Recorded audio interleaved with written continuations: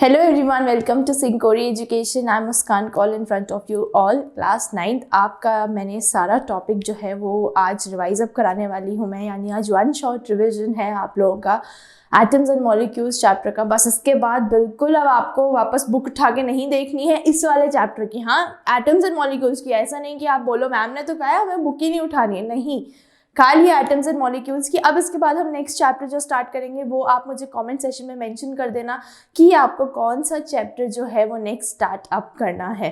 चलिए गाइस, फटाफट से बिना देरी किए हुए अपना ये वाला जो चैप्टर है ये हम स्टार्ट करते हैं।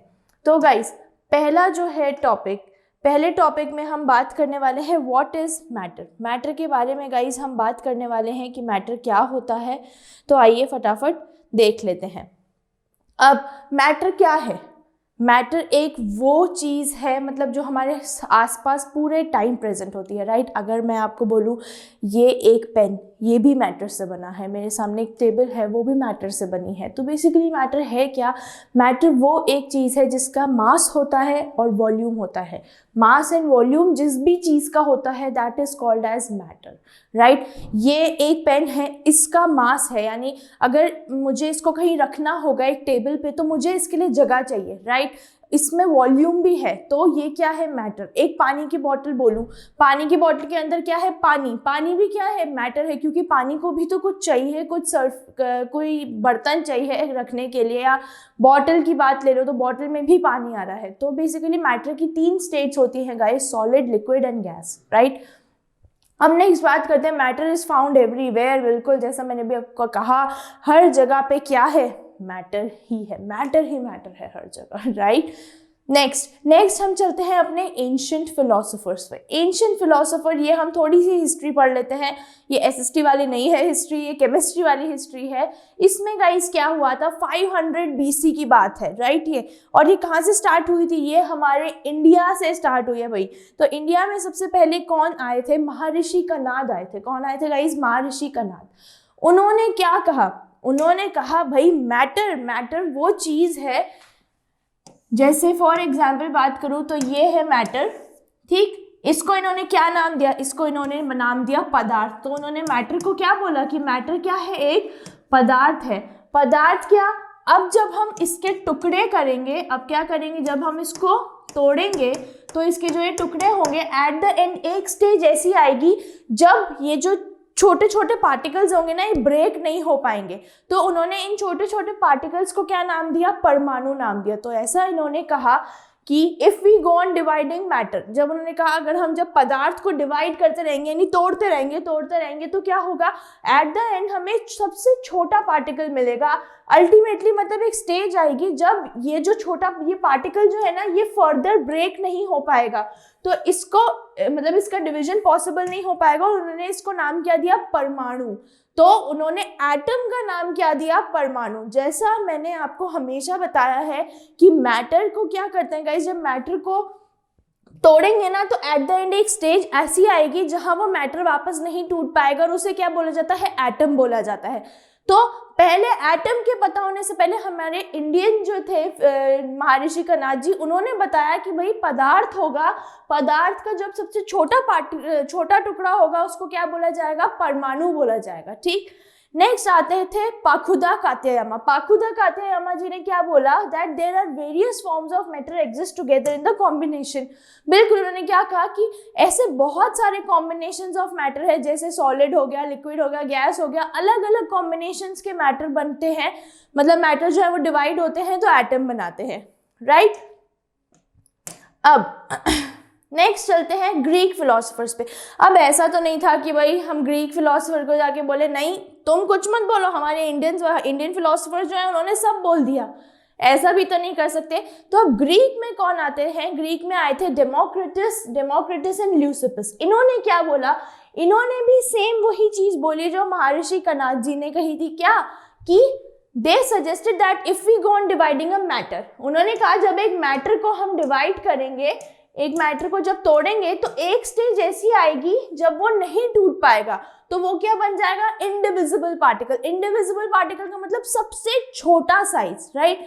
तो उस सबसे छोटे साइज को इन्होंने क्या बोला? एक वो बन जाएगा। और डेमोक्रिटस जो थे उन्होंने इसका नाम दिया कि भाई ये होगा एटम, और एटम का मतलब क्या होता है, इंडिविजिबल। ठीक है, नेक्स्ट चलते हैं। But all the ideas were not backed up by many experimental pieces of evidence until, देखो यहाँ क्या, यहाँ तक की कहानी समझ में आ गई होगी। अब यहाँ इस टाइम तक ना एक्सपेरिमेंटल सेटअप नहीं थे किसी के पास। फिर आए थे 18th सेंचुरी में, क्या हुआ था, एंटोनी जी आए थे। मतलब एक्सपेरिमेंट्स जब स्टार्ट हुए थे ना होना, ये तब की बात है। तो एंटोनी जी ने क्या कहा, उन्होंने 2 लॉज दे दिए, गाइस ये 2 है, TWO। तो उन्होंने क्या किया, 2 लॉज दे दिए, और वो लॉज क्या थे, केमिकल कॉम्बिनेशन के बेसिस पे क्या किया उन्होंने, लॉज दे दिए। तो अब इन्होंने जो 2 लॉज दिए वो क्या थे, पहला तो इन्होंने बोला कि law of conservation of mass. अब ये क्या होता है ma'am, guys law of conservation of mass ये कहता है कि किसी भी एक केमिकल रिएक्शन के दौरान, किसी भी केमिकल रिएक्शन के दौरान कोई भी मास जो होगा ना ही तो वो बनेगा और ना ही वो खत्म होगा। एग्जाम्पल देती हूँ, जैसे मैं आपसे बोलूँ कि ये A+B से क्या बना, C। पहली चीज, जो लेफ्ट हैंड साइड होते हैं उसको क्या बोला जाता है गाइस, रिएक्टेंट्स। ठीक, और ये जो इस साइड होगा राइट हैंड साइड, उसको बोला जाता है प्रोडक्ट। अगर रिएक्टेंट मेरे पास 2 ग्राम है तो एक रिएक्शन के बाद जो प्रोडक्ट बनेगा ना वो भी 2 ग्राम ही बनेगा।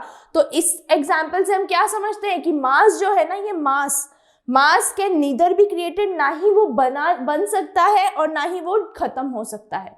ठीक है, जितना है उतना ही रहेगा, राइट।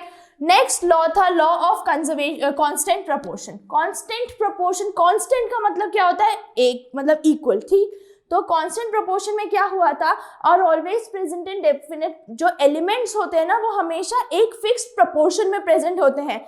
जैसे बात करूं तो अगर हम घर पे चाय बना रहे हैं और हमें पता है कि भाई किसी को शुगर है आपके घर में, या कोई चीनी कम खाता है, किसी भी रीजन से शुगर हो गया या उसका मन ही है, तो हम क्या करते हैं, एक फिक्स्ड क्वांटिटी में चीनी डालते हैं, बिल्कुल थोड़ी सी। उसके बाद हमें पता है कोई नॉर्मल चाय पीता है तो हम थोड़ी ज़्यादा डालते हैं, और कोई बिल्कुल फाइन सुपर फाइन चाय पीता है थोड़ी ज़्यादा चीनी के साथ तो हम ज़्यादा डालते हैं। तो ये क्या होते हैं, फिक्स्ड प्रोपोर्शंस होते हैं। तो हर एलिमेंट का कोई ना कोई प्रोपोर्शन होता है। एग्जाम्पल की बात करूं तो पानी, H2O में कितने एटम है, 2 तो हाइड्रोजन के हैं और ऑक्सीजन का 1 है। अब यहाँ पे इसको 1 से क्यों किया, क्योंकि इसका एटॉमिक मास कितना होता है, 1, और इसका कितना होता है कार्बन का, 16। तो ये क्या हो जाएगा, अब ये एट द एंड हो जाएगा। यहाँ पे देखिए हम प्रपोर्शन निकाल रहे हैं, प्लीज कंफ्यूज मत होना। तो हम क्या करेंगे, 2/16 विच इज इक्वल टू 1/8। तो पानी जो है ना, वाटर जो है वो हमेशा इस वाले रेशियो में पाया जाएगा, यानी 1:8 के रेशियो में पाया जाएगा। ये होते हैं गाइस फिक्स्ड प्रोपोर्शंस। ठीक है, अगर हमें किसी भी चीज में पानी का H2O हम इस्तेमाल कर रहे हैं तो उसमें H और O की प्रपोर्शन क्या होगा भाई, H तो होगा 1 और उसका 8 का रेशियो क्या, ऑक्सीजन का रेशियो क्या होगा, 8 होगा। तो ये होते हैं गाइस ये 2 लॉज, किसने बताए थे, एंटोनी जी ने बताए थे, एंटोनी एल लेवॉइसर ने। नेक्स्ट हम बात करते हैं एटॉमिक थ्योरी की। बिल्कुल गाइज ये क्विक रिवीजन है, 1 शॉट है ये, क्योंकि ये सारे टॉपिक्स जो है वो मैंने आपको पहले ही क्लियर कर दिए हैं। जो बच्चे नए हैं, अगर कहीं भी कोई डाउट है मैं फिर भी आपको बोलूँगी आप मुझे बता दो, नहीं तो पहले वाले जो लेक्चर है वो आपको जो है प्लेलिस्ट में मिल जाएंगे, आप वहाँ जाके चेक कर सकते हैं। चलिए बात करते हैं एटॉमिक थ्योरी की। अब एटॉमिक थ्योरी किसने दी थी, एटॉमिक थ्योरी दी थी जॉन डाल्टन। ये बहुत इंपॉर्टेंट क्वेश्चन है गाइस, एटॉमिक थ्योरी पे हर बार क्वेश्चंस आते ही हैं, राइट। तो एटॉमिक थ्योरी किसने दी थी, जॉन डाल्टन ने। और उन्होंने क्या कहा था इसमें, उन्होंने एक बहुत प्रॉपर एक्सप्लेनेशन दिया था उन 2 लॉज पे जो लॉज लेवॉइसर ने दिए थे। जो केमिकल कॉम्बिनेशन वाले जो लॉज थे ना, उन बेसिस पे क्या कहा था, as per the theory all matter whether it's element, compound or mixture consists of tiny indivisible particle called atom। Dalton ने कहा भाई कोई भी मिक्सचर हो, कुछ भी हो, कंपाउंड हो, मिक्सचर हो, मैटर हो, पार्टिकल हो, कुछ भी हो, सब किससे बनते हैं, सब इंडिविजिबल पार्टिकल से बनते हैं और वो इंडिविजिबल पार्टिकल को बोला जाता है एटम। पहली चीज तो डाल्टन जी ने ये बोली, राइट। इसके बाद क्या हुआ, उन्होंने कुछ पोस्टुलेट्स दिए। पोस्टुलेट्स में उन्होंने क्या कहा कि मैटर या अभी जो मैंने आपको बताया सबसे छोटे छोटे जो पार्टिकल्स होते हैं, टाइनी पार्टिकल्स, उनसे क्या बनता है जब मैटर को तोड़ते हैं, जो सबसे छोटा पार्टिकल आता है उसको बोला जाता है एटम। क्लियर। दूसरी बात उन्होंने कही कि एटम वो इंडिविजिबल पार्टिकल होते हैं जो क्या करते हैं, जो ना तो जिनका मास मतलब ऐसा होता है they can not be created and they can not be destroyed, ना तो बने जा सकते हैं ना तो वो डिस्ट्रॉय होते हैं, जो हमारा law of proportion, constant proportion, law of chemical combination का जो पहला लॉ है, राइट। क्योंकि एंटोनी जी ने भी तो यही कहा था कि मास जो होता है केमिकल रिएक्शन के दौरान ना ही वो बनता है ना ही वो डिस्ट्रॉय होता है। Next, atoms of a given element are identical in mass and chemical properties. इन्होंने एक ये बात बोली कि भाई किसी भी एक एलिमेंट की अगर बात करें, जैसे वाटर की बात कर लो H2O, ठीक, इन्होंने क्या कहा, इनका जो एलिमेंट का मास होगा ना वो आइडेंटिकल होगा और इनकी केमिकल प्रॉपर्टीज भी सेम होगी।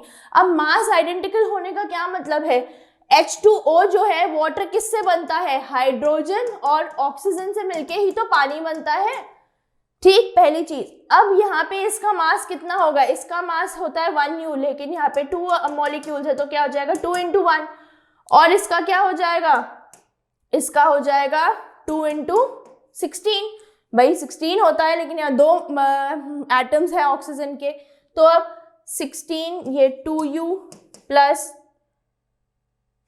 32U, ये क्या हो जाएगा 32 + 2, ये हो जाएगा 34U। क्लियर गाइस, इतना समझ में आया कि ये 34U कैसे हुआ। सेम यहाँ इसकी भी यही प्रॉपर्टी होगी, तो इनका जो मास होगा ना, किसी भी एक एलिमेंट का जो मास होगा एक रिएक्शन के टाइम पे, वो क्या होगा, आइडेंटिकल होगा, और उनकी केमिकल प्रॉपर्टीज भी सेम होगी। जैसे यहाँ पे हाइड्रोजन की जो प्रॉपर्टी है वो वाटर में भी तो कंसिस्ट होगी, और जो ऑक्सीजन की केमिकल प्रॉपर्टी है वो इधर H2O में, इसमें भी तो आएगी, यानी एक पानी में हाइड्रोजन और ऑक्सीजन दोनों की प्रॉपर्टीज आएंगी, ठीक। नेक्स्ट, एक बात और इन्होंने कही थी, जैसे इन्होंने ये हमें बताया था, जैसे ये A + B से हमें क्या मिला, C। यहाँ इन्होंने बोला, इन्होंने स्मॉल, ये जो मैंने आपको अल्फाबेट्स बताए हैं ये क्या है, इन्होंने बताया भाई ये प्रोपोर्शंस होते हैं। क्या होते हैं गाइस, ये प्रोपोर्शंस होते हैं। और इन्होंने ऐसा क्यों बोला कि ये प्रोपोर्शंस क्या है, बेसिकली क्या है गाइस ये प्रोपोर्शंस, मतलब कि कुछ भी हो, इतना अगर अमाउंट होगा तो ये वो ही डलेगा। जैसे एक एटम लेना है हमें हाइड्रोजन का, तो वहाँ एक ही होगा, ठीक है। तो ये भी एक चीज इन्होंने बताई थी। नेक्स्ट पोस्टुलेट कहता है atoms of different elements have different masses. Different elements have different masses से क्या मतलब है, जैसे मैं बोलूँ एक कार्बन और ऑक्सीजन मिलके क्या बन रहा है, कार्बन डाइऑक्साइड, और एक वाटर और ऑक्सीजन मिलके बन रहा है H2O। तो यहाँ पे ऑक्सीजन और ऑक्सीजन की तो प्रॉपर्टी सेम होगी, लेकिन यहाँ पे जो 2 अलग एलिमेंट्स आए ना, यानी कार्बन और हाइड्रोजन, इनकी प्रॉपर्टीज डिफरेंट होगी, ठीक है, ये इन्होंने कहा था, और इनकी केमिकल प्रॉपर्टीज भी चेंज होगा। Atoms combine in the ratio of small whole numbers to form compound. Small whole numbers to form compounds, क्या हम ऐसे तो नहीं लिखते ना, कभी आपने कभी ऐसा अपनी कहीं भी लिखा हुआ देखा है क्या कि भाई आपको किसी ने बोला है कि आधा एटम अगर हम हाइड्रोजन का मिलाएंगे और 3/4 अगर हम ऑक्सीजन का मिलाएंगे तो हमें 2 मॉलिक्यूल्स ऑफ H2O मिल जाएगा। ऐसा कभी देखा है कि आपने आधा, 3/4, 2/4 ऐसा कभी क्वांटिटी लिखी हुई नहीं। तो इसका मतलब क्या है, जो रेशियो होता है ना हमेशा किसी भी एटम या किसी भी कंपाउंड का, वो कैसा होता है, होल नंबर में होता है। होल नंबर मतलब कि अगर 3 मॉलिक्यूल्स ऑफ H2 है और 3 मॉलिक्यूल्स ऑफ ऑक्सीजन है, या चलो नॉर्मल से एग्जांपल दे लो, H2 + O2 से क्या बनेगा, H2O। अब इसको बैलेंस करके देखते हैं, यहाँ पे 2H है और यहाँ 2H, यहाँ पे 2 ऑक्सीजन है लेकिन यहाँ 1 ऑक्सीजन है। भाई 1 ऑक्सीजन कहाँ गया, रिएक्शन के टाइम हवा में भाग गया क्या, नहीं। तो इसे क्या बोलते हैं गाइज, इन चीजों को बोलते हैं बैलेंसिंग करना, कि राइट हैंड साइड और लेफ्ट हैंड साइड दोनों चीजें क्या होनी चाहिए, इक्वल होनी चाहिए। तो यहाँ पे हम क्या लगा देंगे, 2 लगाने से क्या हो गया, अब देख लो ऑक्सीजन तो बैलेंस हो गए, यहाँ भी 2 ऑक्सीजन है, यहाँ भी 2 ऑक्सीजन है। नेक्स्ट वाटर, यहाँ अब हाइड्रोजन, वाटर में हाइड्रोजन कितना है, 2 × 2 = 4, और यहाँ कितना है, खाली 2, तो हम यहाँ भी 2 लगा देंगे। तो ये क्या हो गया, होल नंबर्स जो है, रेशियो जो होते हैं वो हमेशा होल नंबर्स में आते हैं। The relative number and kinds of atoms are constant in a given compound. Relative numbers और जो एटम्स अगर आते हैं ना गाइस वो कांस्टेंट होते हैं, वो ऐसा नहीं कि वेरी करते हैं, उसमें कोई इशू नहीं आते हैं।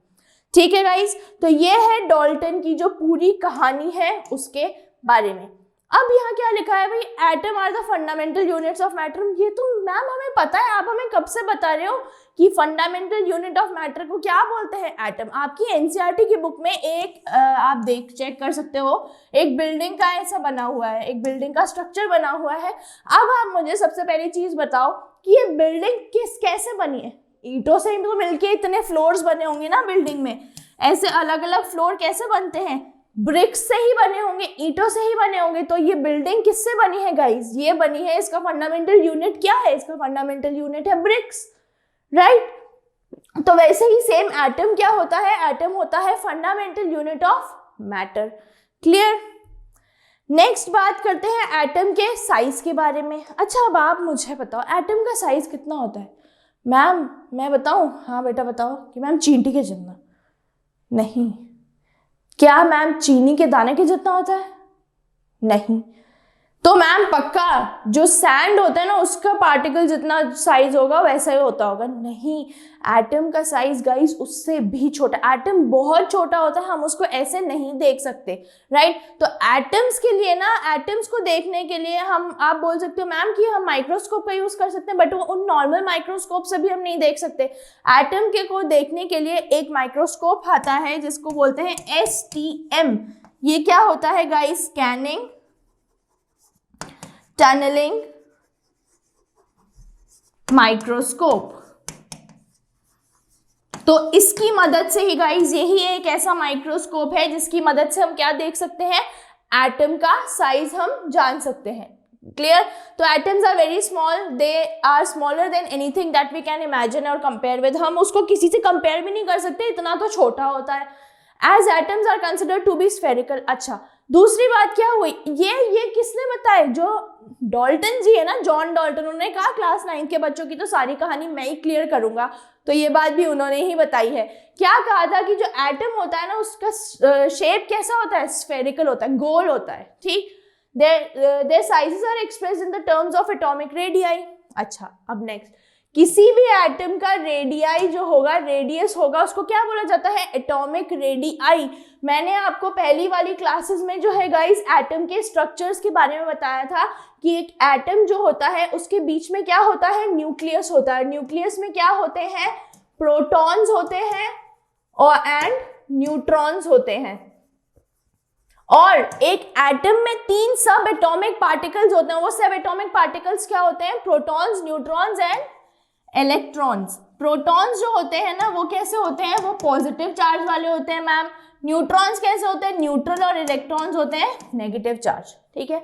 तो एक जो एटम होता है, एक एटम में क्या होता है, बीच में तो होता है न्यूक्लियस जिसमें प्रोटॉन्स एंड न्यूट्रॉन्स प्रेजेंट होते हैं। इसके बाहर होते हैं शेल्स। क्या होते हैं गाइस इसके बाहर, ऐसे शेल्स होते हैं, ठीक। तो न्यूक्लियस की जो सबसे बाद वाला शेल होता है उसको बोलते हैं के शेल। क्या बोलते हैं, के शेल। उसके बाद ये हो गया एल शेल।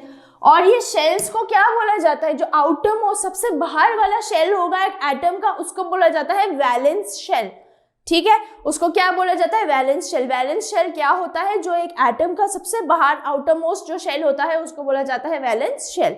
अब इन शेल्स में क्या होते हैं, इन शेल्स में घूम रहे होते हैं वही इलेक्ट्रॉन्स। इन शेल्स में कौन रोटेट कर रहे होते हैं, इलेक्ट्रॉन्स, ठीक है।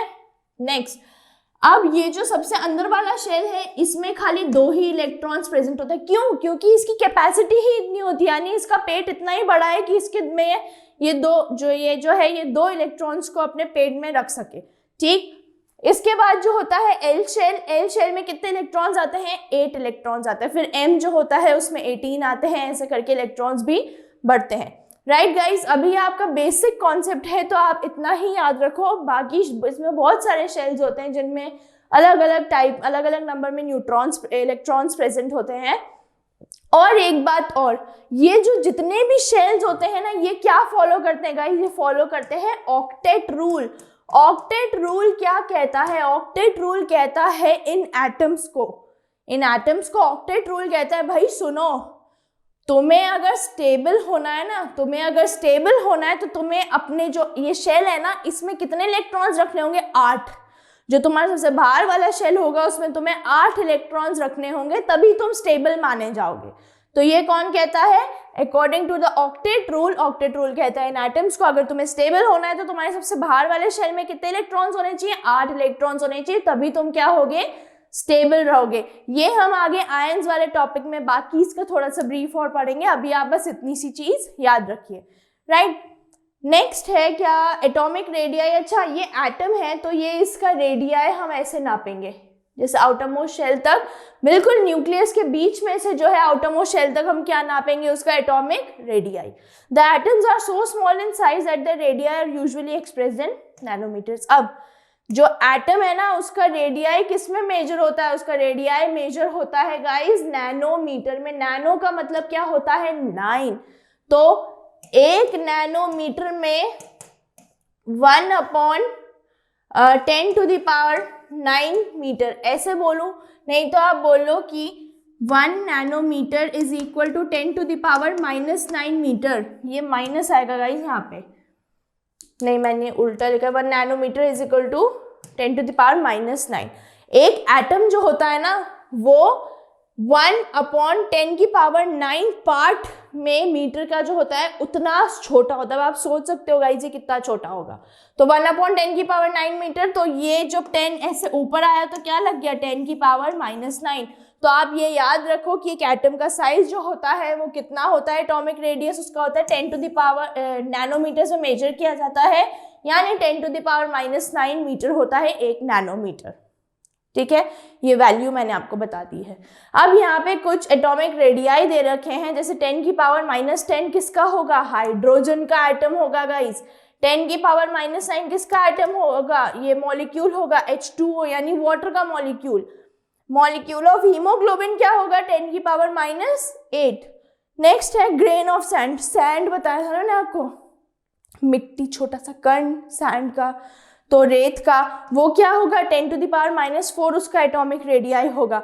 चींटी का कितना होगा? 10⁻²। तो अब आप देख सकते हो कि एटम उससे भी ज्यादा छोटा होता है। और वाटरमेलन का जो, यहाँ वाटरमेलन का सीड आना चाहिए, वाटरमेलन के जो बीज होते हैं ना, उनका एटॉमिक रेडियाई होता है 10⁻⁻1।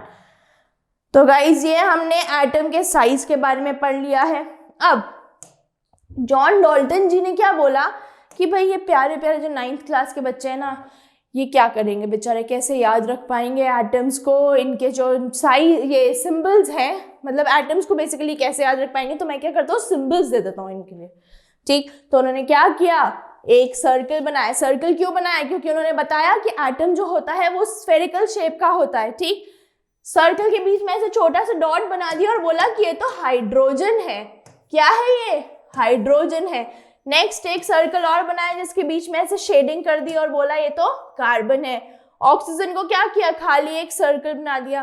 तो ऐसे करके जो है गाइज इन्होंने सिंबल बताया, लेकिन ये वाला रूल इनका हो गया गलत। क्यों हुआ? क्योंकि गाइज अगर ये कार्बन की बात करें तो कार्बन और कॉपर, भाई अगर ऐसा है आप कैसे वेरिएशन लाओगे? कुछ एक टाइम आया था जब है ना कुछ जो सिंबल्स थे ना वो एक जैसे होने लगे थे, फिर क्या हुआ था? तो ये तो रूल हो गया इनका गलत। इसके बाद एक साइंटिस्ट आए थे, उन्होंने क्या बोला? उन्होंने दिया एलिमेंट्स के सिंबल्स। हमारे पास आज की डेट में 118 एलिमेंट्स पाए जाते हैं गाइस, राइट? तो उन्होंने क्या दिए? एलिमेंट्स के सिंबल्स दिए। कैसे? उन्होंने दिमाग लगाया। उन्होंने क्या कहा? हम क्या करेंगे, एलिमेंट के फर्स्ट 2 लेटर्स से क्या करेंगे, उनका नाम जनरेट करेंगे। जैसे first letter is always in upper case. उन्होंने कहा कि पहला जो लेटर होगा, जैसे मान लो क्लोरीन, क्लोरीन क्या होता है? CHLORIN, यही होता है? नहीं, क्लोरीन नहीं, एल्यूमिनियम बोलो, एल्यूमिनियम, राइट? इन्होंने क्या बोला? जो सबसे पहला लेटर होगा ना वो तो हम कैपिटल में लिखेंगे, ठीक है, और जो दूसरा लेटर होगा वो स्मॉल में लिखेंगे। तो ऐसे करके क्या बनाएंगे हम? एलिमेंट के सिंबल्स बनाएंगे। तो यहाँ आप देख सकते हो एल्यूमिनियम, आर्गन, बेरियम, बोरोन। और ऐसा नेसेसरी नहीं है कि खाली ऐसे बना सकते हो, अगर आप चाहो तो आप सिंगल एलिमेंट भी लिख सकते हो। जैसे बोरोन को खाली उन्होंने B से बताया, राइट? बेरिलियम जो होता है वो क्या बताया उन्होंने? BE। तो ये हो गए उन्होंने कुछ एलिमेंट्स के बारे में बताया। लेकिन अब ऐसा भी हुआ कुछ ग्लिच किए ना, कुछ पहले के ज़माने में क्या होता था, वैसे हमारे यहाँ भी होता है, जैसे कोई बच्चा जन्माष्टमी पे पैदा हुआ तो उसका नाम कान्हा या कृष्णा रख दिया, दिवाली के दिन पैदा हो रहा है तो उसका नाम राम रख दिया, या फिर लड़की हो रही है तो रमा रख दिया, ऐसे करके मतलब ये जो कोइंसिडेंट वाली चीज़ें होती थी ना, तो ये वहाँ भी हुई। वहाँ पे क्या हुआ, कुछ एलिमेंट्स के नाम उस बेसिस पे रखे गए कि जहाँ जैसा उनका कलर है उसके बेसिस पे रख दिया, जहाँ से वो निकले हैं, जैसे फॉर एग्जाम्पल कोई एलिमेंट जो है वो ऑस्ट्रेलिया से निकला है तो उसका नाम वैसे रख दिया, ऐसे करके भी उन्होंने रखा। खैर ऐसे है नहीं कि ऑस्ट्रेलिया से तो AUS नहीं। ऑरम गोल्ड जो है उसका नाम ऑरम क्यों है, तो ऑरम जो है बेसिकली एक लैटिन वर्ड में बोलूँ तो उस ऑरम वर्ड का मतलब होता है येलो, जो एक कलर होता है ऑरम का सिग्निफिकेंट मतलब क्या होता है, गोल्ड शेड, गोल्ड कलर या येलो कलर, तो इसलिए गोल्ड का नाम क्या रख दिया है, ऑरम उसका जो साइंटिफिक नेम है, राइट। तो ये वाली चीज़ें भी हुई। कई बार उन्होंने ऐसा बोला कि भाई ऐसा भी आप ले सकते हो कि पहला लेटर तो ले लिया और उसके साथ में एक दूसरा नहीं लेकर के तीसरा ले लिया, जैसे क्लोरीन CHL, कायदे से क्या होना चाहिए, CH होना चाहिए, लेकिन क्या बना उसका फॉर्मूला C&L। ठीक है गाइस, नेक्स्ट बात करते हैं एटॉमिक मास की। अब ये एटॉमिक मास क्या चीज है, सीधी सी भाषा में बोलूं तो किसी भी एटम का मास क्या होता है, एटॉमिक मास, राइट। पढ़ लेते हैं। डाल्टन जी, देखा मैंने क्या कहा था, डाल्टन जी ने क्लियर किया है कि मैं 9th के बच्चों को ही पढ़ाऊंगा। इन्होंने क्या बोला, इन्होंने ही ये वाला कॉन्सेप्ट अपनाया किसका, एटॉमिक मास का। According to him each element had a characteristic atomic mass. इनके अकॉर्डिंग क्या था, हर एलिमेंट का जो एक कोई ना कोई मास होगा। इनके टाइम पे बताती हूँ, actual masses of atoms are so small so it was difficult to determine the actual masses of individual mass. हर एटम का हमें पता है मास बहुत स्मॉल होता है, बहुत छोटा होता है, तो हर एक डिफरेंट एटम का मास निकालना थोड़ा मुश्किल हो रहा था। तब इनके ज़माने पे क्या होता था ना, ऐसे नहीं होता था कि एटम को ना जाके किसी इलेक्ट्रॉनिक मशीन पे रख दिया, इलेक्ट्रॉनिक वेइंग मशीन पे, और है ना वो बता देगी। इन्होंने रखा तो वो वेइंग मशीन भी हंसने लगी, इतना पतला क्या है भाई ये। तो इन्होंने इन शॉर्ट तब उस टाइम इन्होंने क्या बोला कि हम क्या करते हैं, रिलेट करते हैं एटॉमिक मास को। रिलेट करने का क्या मतलब है गाइस, तराजू में क्या करते थे पहले के लोग, मतलब जब डिजिटल वो नहीं थे हमारे पास वेइंग मशीन्स, तो तराजू में तोला जाता था। जैसे 1 किलो एप्पल मैंने बोला है तो 1 किलो एक साइड तो एप्पल रखेंगे और दूसरी साइड बाट रखते थे, तो उससे क्या होता था, रिलेट होता था। यानी दोनों मासेस अगर एक दूसरे के रिलेशन में आ रहे हैं, रिलेट हो रहे हैं एक दूसरे से, तो मतलब वो 1 किलो का एप्पल होगा। और एक उस तराजू में ऐसा कांटा होता है जो बीच में पॉइंट करता है, राइट। तो यही उन्होंने क्या कॉन्सेप्ट बताया था एटॉमिक मासेस का, कि हम क्या करने वाले हैं कि भाई हम करेंगे रिलेट इन एटॉमिक मासेस को। तो इन एटॉमिक मास को किसके साथ रिलेट किया, हाइड्रोजन के साथ नहीं बैठा। ऐसे ही एट द एंड एक टाइम आया जब इन्होंने जो रिलेटिव मास को किससे रिलेट किया, कार्बन के 12th आइसोटोप के साथ। क्यों, ये 12th आइसोटोप जो है ना, ये मोस्ट अबंडेंट आइसोटोप है, ठीक। तो कार्बन का जो 12th आइसोटोप था, इन्होंने क्या किया, इसके साथ करा सारे जो मासेस थे उनको रिलेट। क्लियर। तो अब कार्बन का जो एक एटॉमिक आइसोटोप है उसका एटॉमिक मास क्या होता है, 1.99 इंटू 10⁻²4। ठीक है।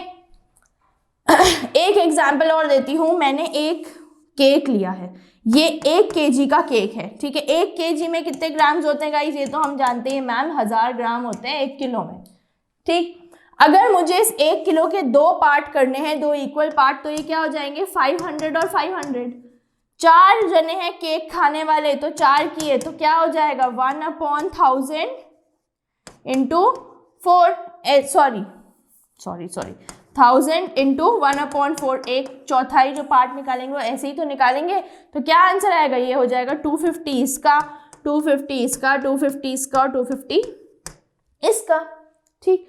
लेकिन अगर मुझे अब इसके 12 हिस्से करने होंगे तब मैं क्या करूंगी, 1000 इंटू 1/12, ऐसे ही तो 1/12 वाले एक हिस्से का वो निकालेंगे, ठीक है। तो अब आप एज्यूम कर लो ये केक नहीं है, ये क्या है हमारा कार्बन का 12th आइसोटोप। ये क्या है गाइस हमारा, ये है कार्बन का 12th आइसोटोप। तो इसकी वैल्यू क्या हो जाएगी, इसकी एक उसकी वैल्यू हम क्या लिखेंगे 1.99 इंटू 10⁻²4। अब इसका 12th पार्ट निकालना है तो ऐसे ही निकलेगा। बिल्कुल ना, देख लीजिए कार्बन के एक आइसोटोप की वैल्यू मैंने क्या बताई आपको 1.99 इंटू 10⁻⁻24 थी। अब इसका 12th पार्ट निकालना है तो आप क्या करोगे, इसको 12 से ही तो डिवाइड करोगे बेसिकली, यही तो होगा ना गाइज। अब एंड में जाके जब आप इसको सॉल्व करोगे तो इसकी वैल्यू आ जाएगी 1.66 इंटू 10⁻⁻24। तो ये कौन सी वैल्यू आई, ये कार्बन के 12th हिस्से की, मतलब उन 12 हिस्से में से एक हिस्से की वैल्यू क्या आई है 1.66 इंटू 10⁻⁻24। यहाँ पे मैंने लिखा है, यहाँ आप देख सकते हो। अब उन्होंने क्या कहा, उन्होंने इसको AMU से डिनोट किया। AMU क्या है गाइस, एटॉमिक मास यूनिट। ये क्या है, एटॉमिक मास यूनिट। तो it was found easy to compare the masses of atoms of different elements with any reference atom। बिल्कुल रेफरेंस एटम को लेकर ना किसी दूसरे एटम का मास निकालना ज्यादा आसान हो गया।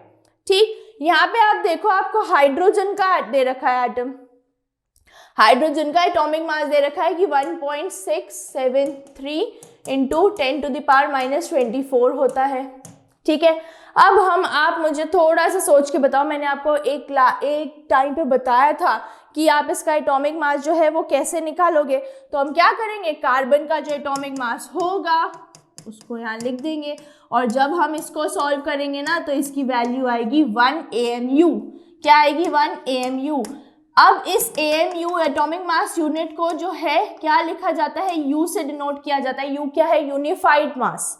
क्या है गाइस, U को बोला जाता है यूनिफाइड मास। ये जो IUPAC एक टीम थी, उन्होंने बताया था कि हाँ भाई ठीक है डाल्टन जी, तुमने ठीक बोला है, AMU ठीक है, लेकिन फिर बाद में जब उन्होंने इसको कन्वर्ट किया तो उन्होंने खाली सिंगल यूज को बताया कि हम जब भी किसी भी एटम का एटॉमिक मास लिखेंगे तो हम उसके आगे U लगाएंगे। ये क्या है, उस यूनिफाइड मास इसे कहते हैं, मतलब एक क्वांटिटी, एक टर्म उन्होंने ये लिख दी। ठीक है गाइस, सेम ऐसा ही एक एग्जांपल मैं आपको बताती हूँ एक और सॉल्व करके। ऑक्सीजन का कितना होता है एटॉमिक मास, ऑक्सीजन के एक एटम का 2.66 इंटू 10⁻⁻24। ठीक, इसको किससे डिवाइड करेंगे, किससे रिलेट करेंगे, कार्बन के मास से रिलेट करेंगे। तो 1.66 इंटू 10⁻⁻24 से रिलेट किया, तब जाके हमने क्या देखा कि इसका आंसर है 16U। तो यानी कार्बन के एक एटम का मास कितना हो रहा है, 16U। ठीक है guys, their masses which are obtained are also called as relative atomic masses। In masses को क्या बोला जाता है, इन masses को बोला जाता है relative atomic masses। ठीक है, तो ये हाइड्रोजन का रिलेटिव एटॉमिक मास क्या है 1.673 इंटू 10⁻⁻24। राइट गाइस, क्लियर है। अब यहाँ पे एक एग्जाम्पल दिया है, किस चीज का, एक कंपाउंड का एग्जाम्पल दिया है कि फॉर एग्जाम्पल हमने कार्बन मोनोऑक्साइड ले लिया है। कार्बन मोनोऑक्साइड में O में कार्बन के साथ ऑक्सीजन का एक ही एटम होता है। ठीक है, तो इसमें क्या बोला इन्होंने, experimentally that 3 gram of carbon and 3 gram carbon किससे कंबाइन होता है, 4 ग्राम ऑक्सीजन से कंबाइन होता है। ठीक, तो इसका बेसिक क्या लिखेंगे कि 4/3 टाइम्स जो होता है ऑक्सीजन के मास से ज्यादा है। कितना ज्यादा है, 4.3 टाइम्स कार्बन का जो मास है। Suppose we define the atomic mass unit, जैसा अभी आपको बताया AMU में डिफाइन करते थे, लेकिन IUPAC ने क्या कहा कि हम खाली उसको U से डिफाइन करेंगे। तो ये क्या होगा, U इज यूनिफाइड मास, और ये किसके इक्वल है, is as equal to the mass of 1 carbon atom. एक कार्बन एटम के मास के इक्वल हम क्या बोलेंगे, we would assign carbon at atomic mass of, carbon को हमने एक एटॉमिक मास क्या होगा गाइज, एक एटॉमिक मास होगा 1.66 इंटू 10⁻⁻24। ठीक, और एंड ऑक्सीजन का क्या दे दिया उन्होंने 1.33U। क्लियर, तो ये तो एक एग्जाम्पल के साथ उन्होंने बता दिया। अब यहाँ पे एटॉमिक मास की डेफिनेशन दे रखी है, जो सीधी सी भाषा होती है कि एटम का मास होता है वो एटॉमिक मास होता है, लेकिन फिर भी एक बार पढ़ लेते हैं हम। Atomic mass refers to the mass of an atom। जैसा भी बताया एटम का मास, it depicts how many times an atom of an element is heavier than 1/12 part of carbon। ये क्या बोलता है, एक एटम कितना ज्यादा हैवी है एक 1/12 हिस्से से कार्बन के। हमने निकाला था ना गाइस 1/12 पार्ट, तो वही सेम। अब the relative atomic mass of all elements have been established with the reference to an atom of carbon 12, तो कार्बन का जो 12th आइसोटोप है उसी को रेफरेंस मान के सारे एटम्स के एटॉमिक मास निकाले जा रहे हैं, और इसको किससे डिनोट कर रहे थे हम, AMU एटॉमिक मास यूनिट से।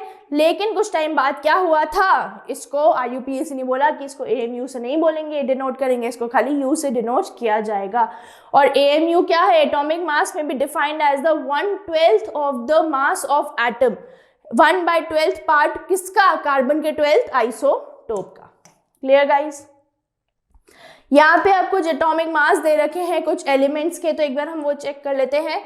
हाइड्रोजन का एटॉमिक मास 1U होता है, कार्बन का 12U होता है, ये आपकी NCERT से जो है टेबल ली गई है गाइस। नाइट्रोजन का 14U होता है। जो मैंने आपको बताया ना कि एटॉमिक मास एटम का, उसके अपॉन में हम क्या लिखते थे, जो रेफरेंस एटम था यानी कार्बन का 12th आइसोटोप का जो मास था वो लिखते थे। ठीक, तो इससे हमारा एटॉमिक मास निकल रहे थे। सोडियम का 23U है, मैग्नीशियम का 24U है, sulphur is 32U, chlorine is 35.5 and calcium is 40U। अब मैं आपको एक चीज़ बोलूँगी गाइस, आप लोग ना एक काम कर लो, अपनी ये जो पीरियोडिक टेबल में 1 से 20 तक के जो एलिमेंट्स हैं उनको प्लीज़ याद कर लो, क्योंकि उनके एटॉमिक मास का आपको बहुत काम आने वाला है आगे। ठीक है, नेक्स्ट बात करते हैं हम, कैन एटम्स एग्जिस्ट इंडिपेंडेंटली? क्या एटम खुद सरवाइव कर जाते हैं? नहीं करते, खुद नहीं सरवाइव करते। इनको किसके फॉर्म में हम देखते हैं? इनको हम देखते हैं मॉलिक्यूल्स के फॉर्म में या फिर आयंस के फॉर्म में। ठीक है, तो अब हम नेक्स्ट जो पढ़ने वाले हैं वो हम पढ़ने वाले हैं गाइस मॉलिक्यूल के बारे में। तो मॉलिक्यूल क्या है? मॉलिक्यूल अगर जनरली बोलें तो 2 या 2 से ज़्यादा एटम जब केमिकली बॉन्ड होते हैं ना, तो वो किसका फॉर्मेशन करते हैं? वो मॉलिक्यूल बनाते हैं। जब 2 या 2 से ज़्यादा एटम्स कंबाइन होते हैं एक साथ, तो वो क्या बनाते हैं? मॉलिक्यूल बनाते हैं। अब और इनके बीच में जो फोर्स होता है ना, वो बहुत ज़्यादा टाइट होता है। तो atoms of the same elements और different elements can join to form molecules. अब जब सेम एटम का एलिमेंट सेम एलिमेंट के साथ कंबाइन होता है तब क्या बनता है? Molecules of element. और जब डिफरेंट आ जाता है तो वो क्या बनते हैं? Molecules of compound. जैसे मैं बोलूं कि ऑक्सीजन जो है वो खाली ऑक्सीजन के साथ कंबाइन हो गया, हाइड्रोजन जो है वो हाइड्रोजन के साथ कंबाइन हो गया और H2 बना लिया, नाइट्रोजन जो है वो नाइट्रोजन के साथ, यानी सेम के साथ जब कंबाइन हो रहे हैं। ठीक, एक होता है जब अलग अलग एटम्स जो होते हैं, जब अलग अलग एलिमेंट्स जो होते हैं गाइस वो कंबाइन हुए। जैसे बात करूं HNO3, तो यहाँ पे H अलग है, N अलग है और O के कितने हैं? 3 मॉलिक्यूल्स हैं। तो ये जब डिफरेंट मॉलिक्यूल्स कंबाइन होते हैं तो what they form a molecule element of compound, molecule of compound. Right, clear है गाइस इतना? These atoms are bound together by certain कुछ फोर्स होते हैं और molecule can be defined as the smallest particle of an element. अब आप बोलोगे ma'am आप क्या पागल बना रहे हो, आप तो बोल रहे थे एटम सबसे स्मॉलेस्ट पार्टिकल है। बच्चों सुनो, मॉलिक्यूल किसका स्मॉलेस्ट पार्टिकल है? मॉलिक्यूल वो सबसे छोटा पार्टिकल है जो फ्रीली एग्जिस्ट करता है। एटम फ्री एग्जिस्ट नहीं करते थे। तो और compound that is capable of independent existence, जो खुद इंडिपेंडेंट खड़ा हो सकता है, वो उसमें सबसे छोटा पार्टिकल कौन सा? उसमें सबसे छोटा पार्टिकल है मॉलिक्यूल। और वैसे बात करें तो जो एटम होता है वो इंडिपेंडेंटली एग्जिस्ट नहीं करता, ठीक है, लेकिन वो सबसे छोटा पार्टिकल है। Clear guys? Molecule of elements अभी मैंने आपको बताया, अभी बिल्कुल बस बताया ही है। Molecule of element are constituted by the same type of atom. जब same type of atom use हो, ऑक्सीजन एंड ऑक्सीजन मिलके O2 बना रहे हैं, जब same type of element use हो तो ये क्या आते हैं? Molecule of elements. अब यहाँ पे एग्जांपल दे रखा है, helium argon are made up of only 1 atom of the element.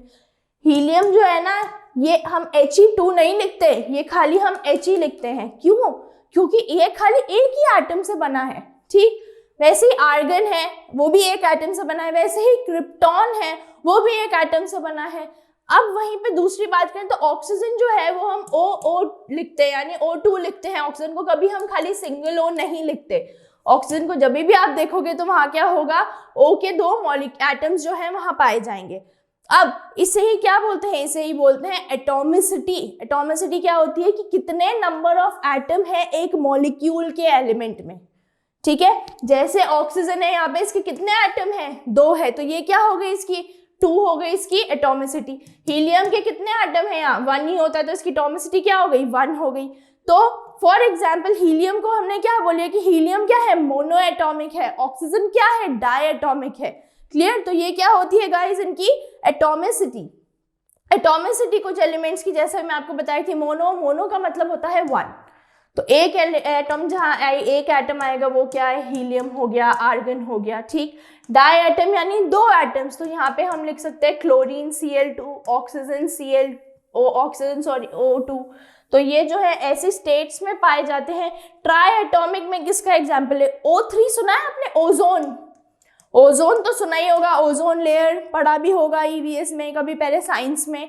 तो ओजोन जो होती है वो कैसे बनती है, ऑक्सीजन के 3 एटम से बनती है। टेट्रा का मतलब होता है 4, तो टेट्रा में कौन आता है, टेट्रा में आता है फॉस्फोरस।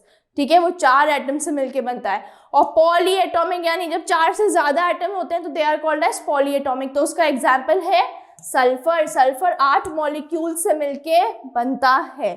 नेक्स्ट जो है गाइज, एक एटॉमिसिटी की टेबल आई है, ये आपके एनसीईआरटी से ली गई है। तो इसमें बताया गया है आर्गन क्या है, मोनो एटॉमिक है, हीलियम भी मोनो एटॉमिक है, oxygen diatomic, hydrogen, chlorine, nitrogen, ये सब क्या है, ये 4 जो है डायटोमिक है, जैसा मैंने आपको बताया। टेट्रा यानी 4, जिसमें 4 एटम्स आते हैं, वो कौन सा होता है, P4 is a example of phosphorus के 4 एटम्स मिलके क्या बनते हैं, उसकी मतलब उसकी एटॉमिसिटी जो होती है वो 4 होती है। पॉली एटॉमिक भी बता दिया, सल्फर जो है वो 8 एटम से मिलके बनता है। अब ये तो हमने क्या पढ़े, एलिमेंट्स के बारे में। अब हम पढ़ने वाले हैं मॉलिक्यूल्स ऑफ कंपाउंड्स। तो जो एटम्स अलग अलग एलिमेंट्स को जोड़ के बनते हैं ना, अलग अलग एलिमेंट्स भी कैसे जुड़ते हैं, एक डेफिनेट प्रोपोर्शन में। जैसे मैंने आपको पहले बताया था, यहाँ पे वाटर का एग्जाम्पल दे रखा है, यानी वाटर जो है H2O जो है वो किससे मिलके बन रहा है, हाइड्रोजन एंड ऑक्सीजन से। अब ये जो हाइड्रोजन एंड ऑक्सीजन है, ये एक कुछ प्रॉपर रेशियो होगा इनका, उससे बने होंगे। तो इसका रेशियो क्या है, 1:8।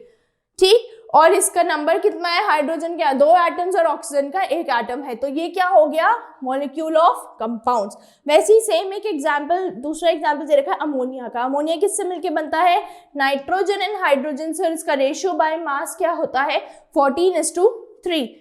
यहाँ पे क्या है, नाइट्रोजन का आप देख सकते हो 1 एटम है, और ऑक्सीजन के कितने होते हैं, अमोनिया का फॉर्मूला होता है गाइस NH3, तो ऑक्सीजन के हैं 3 एटम्स। कार्बन डाइऑक्साइड तो हम जानते ही हैं मैम, बहुत इजी है, कार्बन का 1 एटम होता है, ऑक्सीजन के 2 एटम होते हैं, और ये कार्बन और ऑक्सीजन से मिलके बनता है, और इसका रेशियो क्या आ जाएगा, 3:8। रेशियो गाइस मैंने आपको निकालना सिखा दिया है कि रेशियो कैसे निकालते हैं, बिल्कुल। चलो नेक्स्ट बात करते हैं अब आयंस। अब मैम ये आयंस क्या होते हैं गाइस, सुनो गौर से सुनना। जिन मेटल्स या नॉन मेटल्स पे कुछ चार्ज हो वो क्या कहलाते हैं, आयंस कहलाते हैं। अब चार्ज कैसे हुआ, अगर मैं आपसे बात करूं सोडियम, सोडियम में कितने इलेक्ट्रॉन्स होते हैं, सोडियम में होता है 2,8,1, यानी 11 इलेक्ट्रॉन्स पाए जाते हैं। अब मेटल्स जो होते हैं ना गाइस, मेटल्स क्या होते हैं, बहुत दानवीर होते हैं, मतलब उनको दान करने में बहुत अच्छा लगता है। तो यूजुअली ये क्या करते हैं, जितने भी मेटल्स होते हैं इनके आउटरमोस्ट शेल में या तो हमेशा 1, नहीं तो 2, नहीं तो 3, इतने ही इलेक्ट्रॉन्स पाए जाएंगे।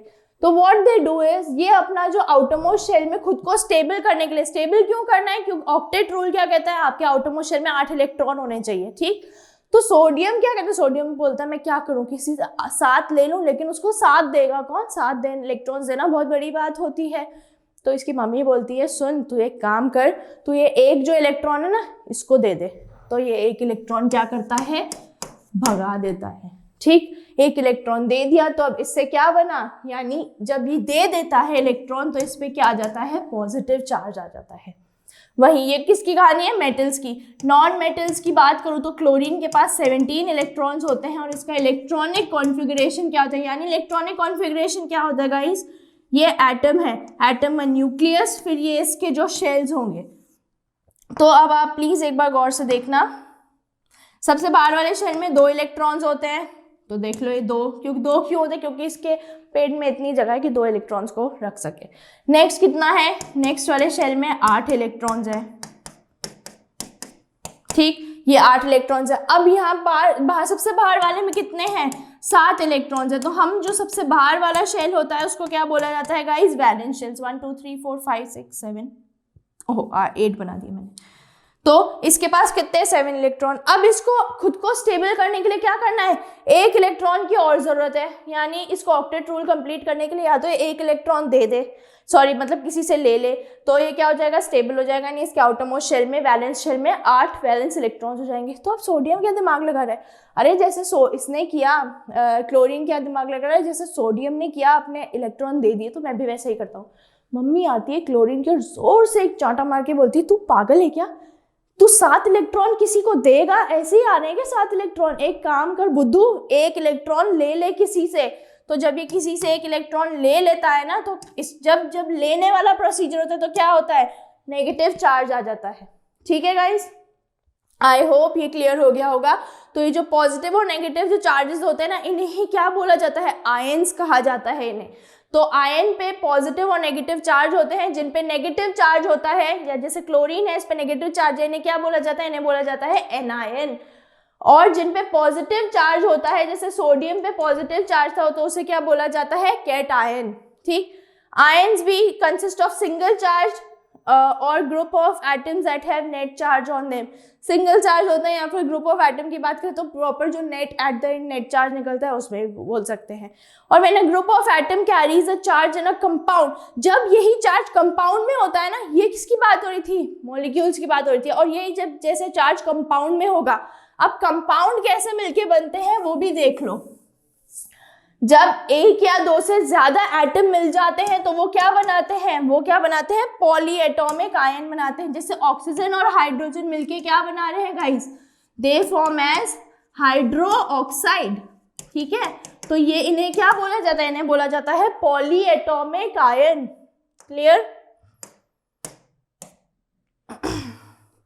देख लीजिए, यही एग्जाम्पल दिया था अभी मैंने आपको, एक है ना सोडियम और क्लोराइड का, क्लोरीन का, और वैसे ही ये NaCl बनता है। व्हाट इज NaCl, NaCl को हम कॉमन सॉल्ट भी बोलते हैं। सोडियम क्लोराइड जो है उसको हम कॉमन सॉल्ट बोलते हैं, जो हम नमक वगैरह खाते हैं वही गाइस। तो सोडियम क्या करता है, अपना 1 इलेक्ट्रॉन दे देता है बाहर, और ये 1 इलेक्ट्रॉन आज कौन एक्सेप्ट कर लेता है, ये एक्सेप्ट कर लेता है क्लोरीन। तो सोडियम पे क्या आ गया, इसने दे दिया तो प्लस चार्ज, और क्लोरीन ने ले लिया तो नेगेटिव चार्ज, यानी क्लोरीन बन गया है एनायन और सोडियम बन गया है कैटायन। ठीक है, न्यूट्रल एटम जब इलेक्ट्रॉन लूज कर देते हैं, दे देते हैं, जैसे मेटल्स, वो क्या बन जाते हैं, पॉजिटिव चार्ज वाले यानी कैटायन, और जब ये किसी से इलेक्ट्रॉन ले लेते हैं तो ये क्या बन जाते हैं, नेगेटिव चार्ज वाले यानी एनायन। अब यहाँ पे क्या दे रखा है, यहाँ पे कुछ आयनिक कंपाउंड्स के बारे में दे रखा है कि कैल्शियम ऑक्साइड मिलके क्या किससे बना है, मिलके कैल्शियम और ऑक्सीजन से मिलके बना है, उनका रेशियो क्या है 5:2। और मैग्नीशियम सल्फाइड ये आपके NCERT से लिया गया है, सोडियम क्लोराइड जो अभी मैंने आपको एग्जांपल बताया। केमिकल फॉर्मूला पे आ जाते हैं गाइस। केमिकल फॉर्मूला में क्या है, हम एक chemical formula of a compound क्यों लिखते हैं, ताकि हम सिंबॉलिक रिप्रेजेंटेशन देख लें उसकी कॉम्पोजिशन जो है उसका, राइट। तो अब केमिकल फॉर्मूला में हमें 2 चीजें याद रखनी जरूरी होती है। एक तो होता है सिंबल ऑफ एलिमेंट, वो हमने पढ़ लिया कि एलिमेंट के सिंबल वगैरह कैसे बनते हैं, जैसे एल्यूमिनियम को हम Al लिखते हैं, सोडियम को हम Na लिखते हैं, तो ये तो हमने पढ़ लिया। अब बात करते हैं वैलेंसी की। वैलेंसी क्या होती है, प्लीज ध्यान से सुनना। किसी भी एटम में, ये एटम मैंने आपको बताया न्यूक्लियस, ये इसके वैलेंस शेल्स, तो जो भी एटम होगा जो उसका सबसे बाहर वाला शेल होगा उसको क्या बोलेंगे हम, valence shell. Outermost shell को क्या बोला जाता है, सबसे बाहर वाला शेल होता है उसको बोला जाता है वैलेंस शेल, और उसमें जितने इलेक्ट्रॉन्स होते हैं उनको बोला जाता है वैलेंस इलेक्ट्रॉन्स। ठीक है, अब वैलेंसी सुन लो, जितने आउटर मोस्ट शेल में इलेक्ट्रॉन्स होंगे वो क्या होगी, उस एटम की वैलेंसी होगी। लेकिन ये कहाँ तक वैलिड होती है, 1, 2 या 3, 4, ज्यादा से ज्यादा। जब 1 या 2 या 3 या 4 किसी भी एक एटम में बाहर वाले शेल में 4 इलेक्ट्रॉन्स होंगे तो उसकी वैलेंसी यहां से हम देख लेंगे। लेकिन अगर 4 से ज्यादा हुए तो हम एक फॉर्मूला अपनाते हैं, क्या, 8- जो भी जितने भी इलेक्ट्रॉन्स होंगे आउटर मोस्ट शेल में। ठीक है, चलो एग्जाम्पल के साथ चलते हैं हम।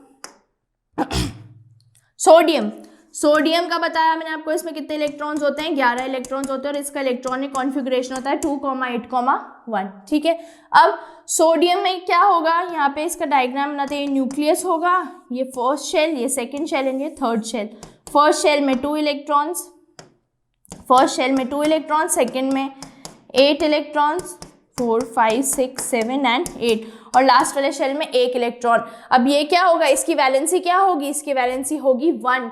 और कैसे लिखेंगे, तो Na+1। आप बोल लो या तो 1 नहीं लिखते, क्योंकि 1 हमें मैथ्स में भी पता है किसी भी वैल्यू में जब खाली कोई नहीं होता तो हम उसको 1 मानते हैं, ठीक है। तो ये सोडियम की वैलेंसी हो गई। तो क्या हो गई सोडियम की वैलेंसी मैम, 1 हो गई, ठीक। अब क्लोरीन की बात करते हैं, इसका होता है 2, 8, 7, ठीक है। इलेक्ट्रॉनिक कॉन्फ़िगरेशन, तो ये न्यूक्लियस है, ज़्यादा छोटा बन गया है, ये न्यूक्लियस है, ये इसके 3 शेल्स हैं, क्योंकि क्या है कॉन्फ़िगरेशन 2,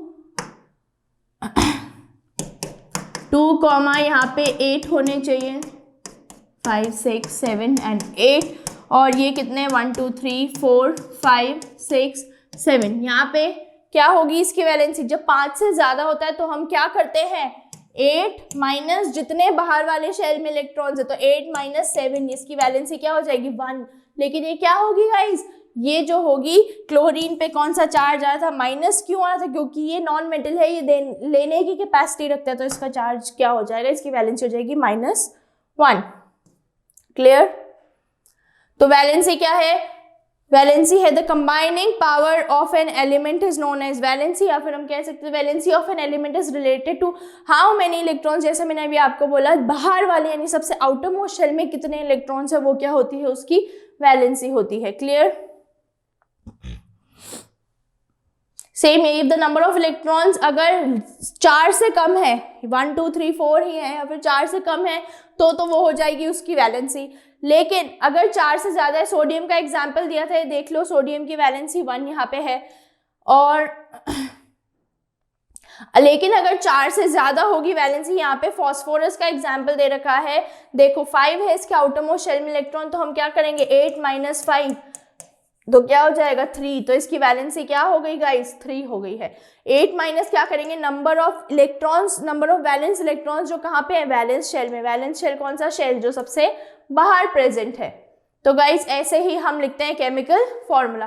कार्बन की बात यहाँ आ रही है, कार्बन क्या करता है, कार्बन की एक प्रॉपर्टी होती है, उसके बाहर वाले इलेक्ट्रॉन में शेल्स में 4 इलेक्ट्रॉन होते हैं, तो ना ही वो 4 किसी से ले सकता है, ना ही अपने 4 किसी को दे सकता है। तो कार्बन क्या करता है, शेयरिंग करता है अपने इलेक्ट्रॉन्स की।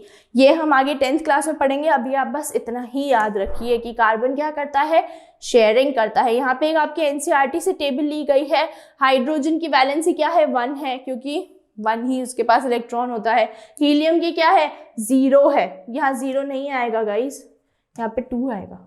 हाँ, लिथियम की क्या है 1 है, बेरिलियम की क्या है, अच्छा ओके 0 ही आएगा। क्यों आएगा, क्योंकि जो ये हीलियम है ये अपना ड्यूप्लेट कंप्लीट करता है। हीलियम क्या करता है, ड्यूप्लेट कंप्लीट करता है, ठीक, इसीलिए।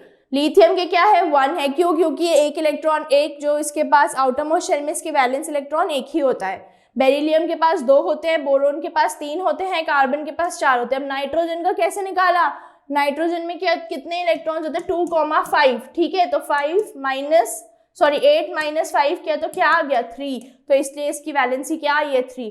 तो ऐसे करके गाइस ये टेबल है, और ये भी मैंने आपको बताया प्लस प्लस कहाँ आएंगे, प्लस वहाँ आएंगे जो एटम्स जो हैं, जो मेटल्स होते हैं, जो देने की कैपेसिटी रखते हैं कि हाँ जा तू मेरा इलेक्ट्रॉन ले जा, कोई बात नहीं, मुझे कोई दिक्कत नहीं है, ठीक है। तो पॉजिटिव चार्ज जो है उनमें आता है। Clear guys. रूल्स मैंने आपको, ये क्या है गाइस, रूल्स एक बार देख लेते हैं, फटाफट से पढ़ लेते हैं। द वैलेंसीज और charge on the ion must be balance. Charge और वैलेंसी जो होती है एक आयन की, वो बैलेंस होनी चाहिए। जब एक कंपाउंड होता है, जो मेटल होगा ना, मेटल को क्या लिखते हैं गाइस, मेटल को सबसे पहले लिखते हैं और मेटल को कैपिटल्स उसमें लिखते हैं। तो मेटल हो गया सोडियम फॉर एग्जाम्पल।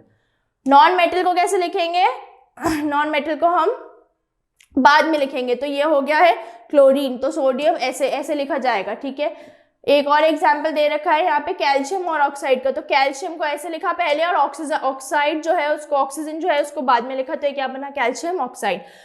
तीसरा सेम ऐसा होगा गाइस फेरस सल्फाइड। और जो कंपाउंड्स जिनमें जो है those compounds which are made up of only 2 elements, जो कंपाउंड 2 एलिमेंट से बनते हैं उनको क्या बोलते हैं, बाइनरी कंपाउंड बोला जाता है। The symbol of 2 elements are written side by side लिखते हैं, जैसा अभी आपको बताया, और उनकी वैलेंसीज जो है वो नीचे लिखते हैं, वो हम नेक्स्ट केस में मैं आपको बताती हूँ।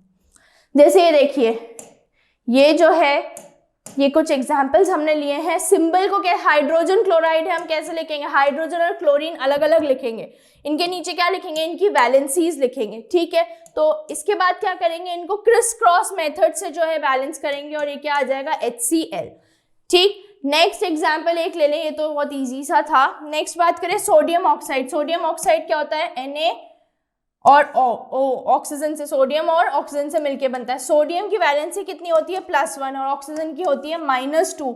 तो ये क्या बन जाएगा, क्रिस क्रॉस करेंगे तो Na2O बन जाएगा गाइस, क्लियर है। तो ये हैं ऐसे ही कुछ एग्जाम्पल्स। नेक्स्ट है एल्यूमिनियम ऑक्साइड का एग्जाम्पल। एल्यूमिनियम की वैलेंसी होती है गाइस 3, एल्यूमिनियम की वैलेंसी कितनी होती है, +3 होती है और ऑक्सीजन की कितनी होती है, -2। तो क्रिस क्रॉस हो जाएगा तो क्या बन जाएगा, Al2O3। गाइज ये बहुत ज़्यादा ईजी है, बहुत ज़्यादा। आप जो है इसको एक बार समझ लेंगे ना तो बस फिर टेंशन ही नहीं है। हमें क्या लिखना है, सबसे पहले सिंबल लिखना है, ठीक। उसके बाद हमें क्या लिखना है, उसकी चार्ज लिखनी है, चार्ज या वैलेंसी, वैलेंसी लिखनी है, वैलेंसी बोलो। और नेक्स्ट ऐसे ही क्रिस क्रॉस मेथड से क्या बन जाएगा, फॉर्मूला बन जाएगा, क्लियर। नेक्स्ट है गाइस हमारा मॉलिक्यूलर मास। अभी हमने एटॉमिक मास पढ़ा था, अब हम मॉलिक्यूलर मास के बारे में पढ़ रहे हैं। मॉलिक्यूलर मास क्या होता है, किसी भी मॉलिक्यूल का मास, उसको मॉलिक्यूलर मास बोलते हैं, इजी। तो मॉलिक्यूल ऑफ, यहाँ पे एक एग्जांपल दे रखा है आपको कैल्शियम कार्बोनेट का, इसका मॉलिक्यूलर मास कैसे निकालेंगे, प्लीज एक बार गौर से समझ लो। कैल्शियम को लिखेंगे और कार्बन को लिखेंगे और ऑक्सीजन को लिखेंगे। कैल्शियम का मास कितना होता है गाइस, कैल्शियम का मास होता है 40U, यू पता है ना, यूनिफाइड मास। फिर कार्बन का कितना होता है, कार्बन का होता है 12U, और यहाँ ऑक्सीजन के 3 एटम है तो 3 इंटू कितना लिखेंगे, ऑक्सीजन का मास होता है 16। अब आप इन तीनों को प्लस कर दोगे तो 100U आ जाएगा। अब ये 100U किसका मास आ जाएगा, ये मास आएगा इस मॉलिक्यूल का। मॉलिक्यूल कौन सा, कैल्शियम कार्बोनेट, क्लियर। तो ऐसे निकालते हैं गाइस एक मॉलिक्यूल का molecular mass. Same next example water दे रखा है। वाटर का एग्जांपल इजी है, ये हम देख लेते हैं। हाइड्रोजन के यहाँ कितने मॉलिक्यूल्स हैं, 2 मॉलिक्यूल्स हैं। अब हम क्या करेंगे, 1 होता है इसका मास, प्लस ऑक्सीजन के कितने, 1 इंटू, या चलो 1 इंटू 16, और ये क्या हो जाएगा, ये 4 है गाइस, 4 नहीं ये गाइस, ये 2 होगा, 2। तो ये क्या हो जाएगा guys, 2U plus 16U which is equal to 18U। ये हो जाएगा 18U किसका, 18U हो जाएगा हमारे वाटर का मास, क्लियर। नेक्स्ट आपके एनसीईआरटी में एक छोटा सा पैराग्राफ के बारे में दे रखा है, बिल्कुल छोटू सी लाइन, फॉर्मूला यूनिट मास किसे कहते हैं।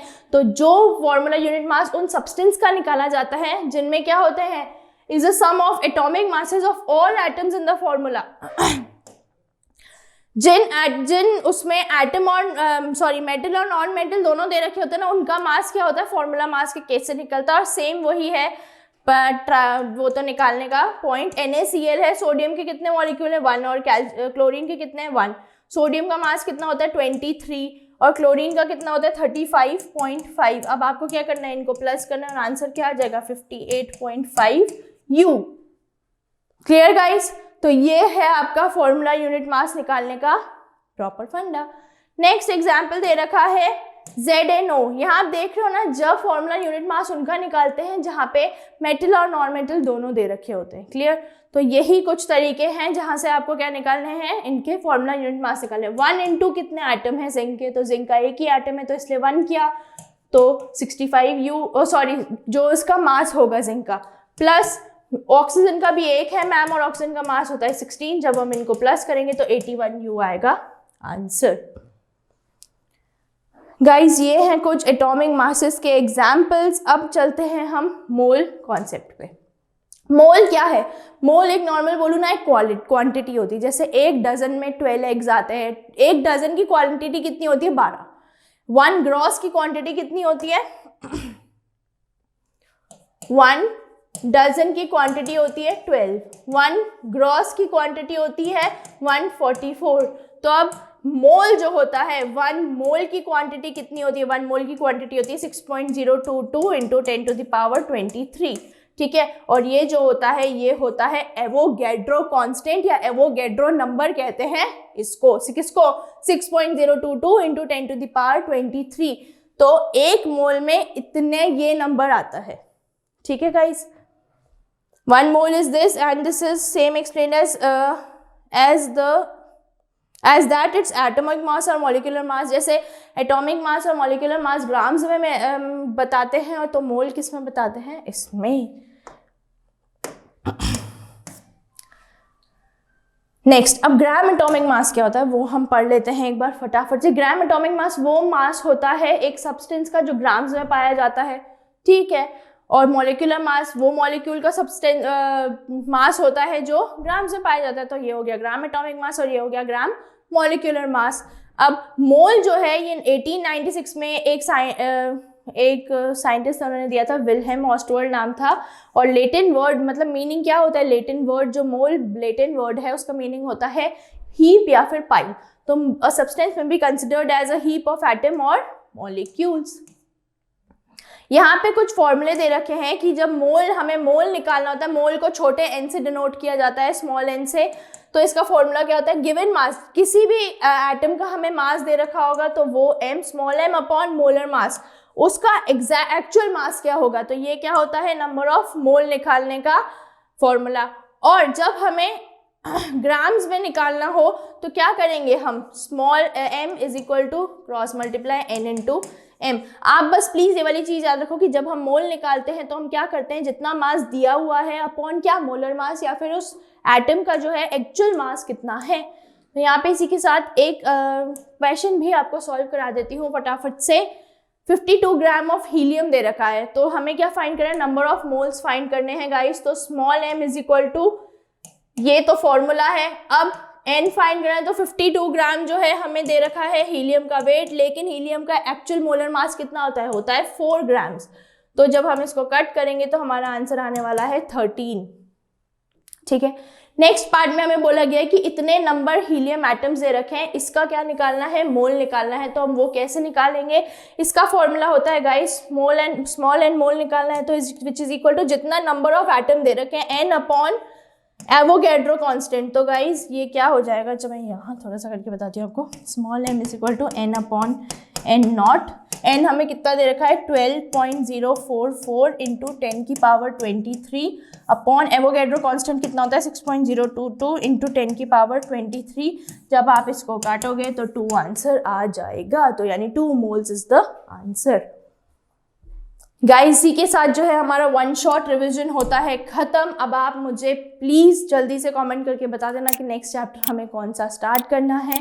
नेक्स्ट क्लास में मिलते हैं guys. Till then bye bye.